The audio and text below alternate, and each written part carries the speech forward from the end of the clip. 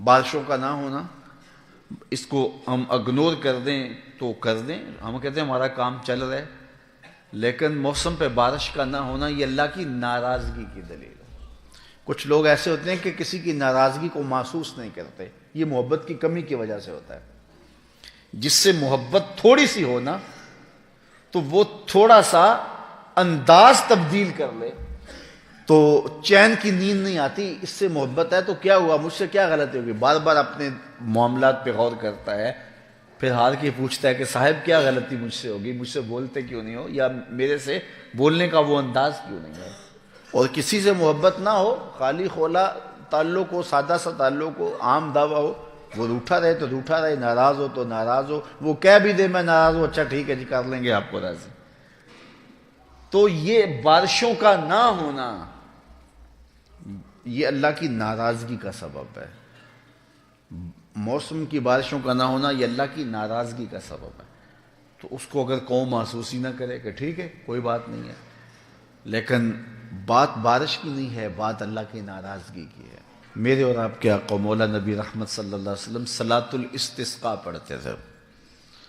صلاۃ الاستسقاء اللہ کی حضور رجوع کا نام ہے۔ ایک تو دعائے استسقاء، کسی نے کہا دعا مانگ دیجئے تو حضور علیہ السلام نے دعا مانگ لی، اور پھر حضور کے اٹھے ہوئے ہاتھ رب خالی نہیں موڑتا تھا۔ اعلی حضرت بولے اجابت کا صحرا عنایت کا جوڑا، دلہن بن کے نکلی دعائے محمد صلی اللہ۔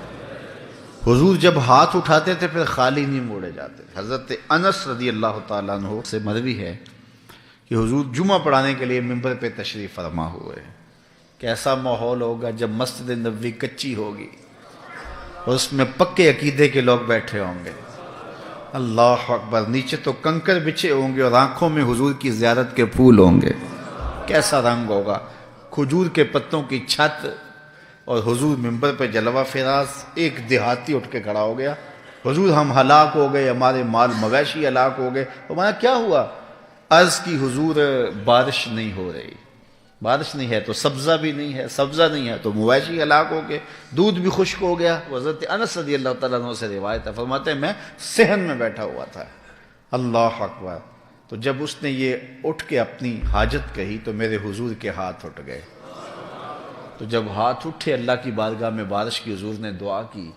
حضرت انس کہتے ہیں کہ میں نے دیکھا آسمان پہ بادل کا ایک ٹکڑا بھی نہیں تھا، بس ادھر حضور کے ہاتھ اٹھے، ایک چھوٹا سا ٹکڑا آیا اور پورے مدینے پہ چھا گیا اور بارش برسنے لگی، حتیٰ کہ وہ کھجور کی چھت ٹپک رہی تھی اور حضور علیہ السلام پر بارش کے قطرے گر رہے تھے، حتیٰ کہ حضور کی مبارک داڑھی تر ہو رہی تھی۔ خیر نماز پڑھائی تو حضور پھر بیٹھ گئے اور فرمایا کسی کو یاد ہے میرے چچا کے اشعار؟ تو حضرت علی المرتضیٰ نے عرض کی حضور شاید آپ کی مراد وَأَبْيَضُ يُسْتَسْقَى الْغَمَامُ بِوَجْهِهِ سے ہے۔ حضور نے فرمایا ہاں۔ تو حضرت علی اٹھ کے وہ شعر پڑھنے لگے اور حضور سن رہے تھے اور ساتھ مسکرائے جا رہے تھے۔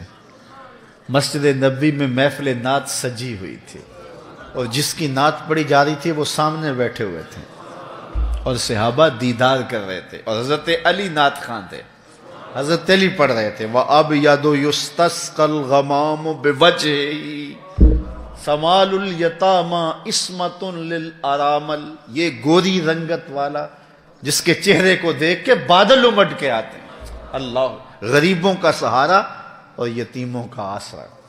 یہ حضرت علی المرتضیٰ پڑھ رہے، حضور مسکرائے جا رہے ہیں، مسکرائے جا رہے ہیں۔ پھر حضور علیہ السلام نے ٹھنڈی آب بھری اور فرمایا للہ در ابی طالب لو کان حیا لکرت عیناہ، کاش آج میرے چچا ابو طالب ہوتے، ان کی آنکھیں ٹھنڈی ہو جاتی۔